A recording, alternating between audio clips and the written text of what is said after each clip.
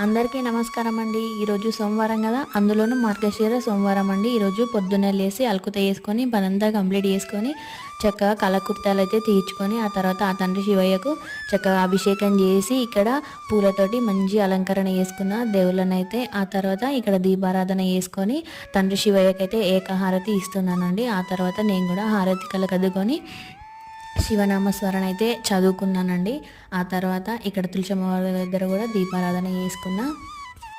ఆ తండ్రి శివయ్యని నమ్ముకొని ఏ పని చేసినా కూడా ముందుకు వెళ్తామండి. మంచి నమ్మకంతో ఆ తండ్రిని నమ్ముకొని పని చేయాలండి. మన వెనక మన ముందట ఎంతోమంది ఎన్నో మాటలు మాట్లాడుతూ ఉంటారండి. కానీ అవి ఏవి మనం పట్టించుకోకూడదు. మనం చేసే పనిలో తప్పు లేకుంటే సరిపోతుందండి. లోకం కాకులండి 10 మంది పత్తీర్లు అంటారు. అంతెందుకు మన ఇంట్లోనే 100 మాటలు అంటారు. నన్ను కూడా నేనేం పట్టించుకోను, అన్నీ ఆ తండ్రి శివయ్య చూసుకుంటాడు. ఓం నమ శివాయ.